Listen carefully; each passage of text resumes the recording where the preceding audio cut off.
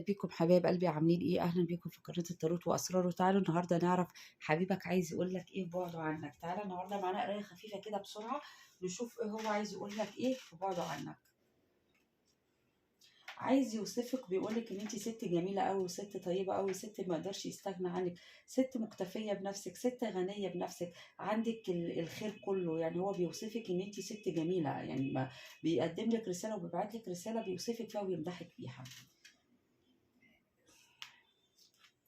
بيقول لي عجلة الحظ على طول عندك والخير عندك، برضو بيكمل الكارت اللي قبل كده. بيقول لك عجلة الحظ على طول عندك والخير عندك، ونفسه يبدأ معاكي دنيا جديدة وحياة جديدة من أول وجديد، واللي فات ده كله تنسوه. نفسه يتواصل معاكي، عايز يجيب لك هدية، عايز يراضيكي، عايز يفرح قلبك بحاجة جميلة، عايز يرجع لك ويراضيكي بحاجة. برضو دي رسالة هو بعتها لك.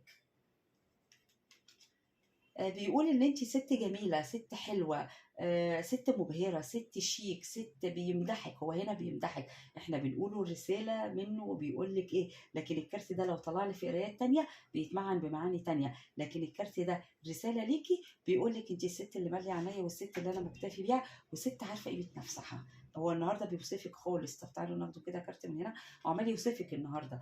بيقول لك انا براقبك وببص عليكي، مش قادر انساكي، مش عارف امسكي، مش عارف اتخطاكي.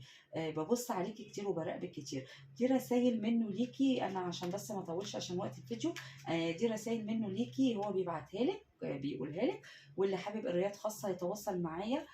طبعا واحنا نعرف طاقته اكتر من كده، ونعرف الرسائل، ونعرف اللي في دماغه ليكي من ناحيتك، ونفهم دنيته كلها كده فيها ايه. لحد دلوقتي هو كروت الحب كلها ومعاني الحب كلها، وبيوصفك بالجمال، وبيوصفك انك ست ما ينفعش يلاقي زيها، ملكيش بديل كمان. وبيراقبك كتير على فكرة. أشوفكم على خير في قراءة أخرى.